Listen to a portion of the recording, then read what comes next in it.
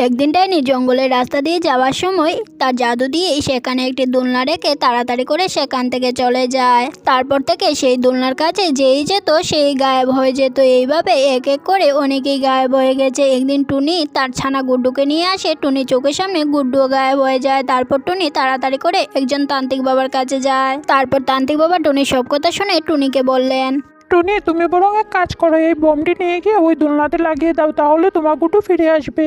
সাধু বাবার কথা মতো টুনি বমটি নিয়ে তাড়াতাড়ি করে দোলনার কাছে চলে আসে। আর দোলনাতে বমটি রাখতেই দোলনা বাস্ট হয়ে সেখানে গায়েব হয়ে যায়। তারপর সেখান থেকে বেরিয়ে আসে গুড্ডু। বন্ধুরা, তোমাদের ভালোবাসাটা কেন এত কমে যাচ্ছে? একদিন টুনি বাসায় ছিল না, তাই গুড্ডু ঘরে সব কাজ সেরে সে বিছনায় ঘুমিয়ে পড়ে। কিন্তু সে দরজাটা লাগাতেই ভুলে গেছে। দরজাটা খোলা রেখে সে ঘুমিয়ে পড়ে। তার ঘরের সামনের দিকে একটি কালো বিড়াল চলে যায়। আর কিছুক্ষণের মধ্যে সেখানে দুটি পেতনি চলে আসে। আর গুড্ডুকে ঘুমাতে দেখে পেতনিটি বলে উঠে, অনেকদিন পর পেয়েছি তোকে আমরা হাতের নাগালে, তাই আজ তোকে আমরা কড়মড় করে চিবিয়ে খাবো। পেতনির এইসব কথা শুনে তখনই গুড্ডুর ঘুম ভেঙে যায়। তারপর গুড্ডু পেতনিদেরকে বলে, পেতনি মাসি, তুমি আমাকে খেও না। আমার মা আজ বাসায় নেই, তুমি আমাকে ছেড়ে দাও। আমার ভুল হয়ে গেছে, দরজাটা লাগানো ভুলে গেছি। আচ্ছা ঠিক আছে, তাহলে তোকে এবার আমরা মাফ করে দিলাম। যা, এবার আমরা এখান থেকে চলে যাচ্ছি, তোকে আর খাবো না।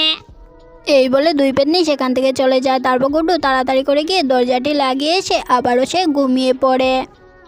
একদিন গুড্ডির সৎমা গুড্ডু আর গুড্ডির জন্য দুটো গাড়ি কিনে আনে। কিন্তু বড় গাড়িটি তার ছেলেকে দেয় আর ছোট গাড়িটি গুড্ডিকে দেয়। তাই গুড্ডি মন খারাপ করে সেখান থেকে চলে যায় তার মায়ের শ্মশানের কাছে। আর সেখানে গিয়ে কান্নাকাটি করতে করতে বলে, মা, তুমি আমাকে ছেড়ে কেন চলে গেলে? আমার সৎমা আমাকে গাড়ি দিয়েছে, কিন্তু অনেক ছোট। তুমি থাকলে কত বড় বড় গাড়ি কিনে দিতে আমায়।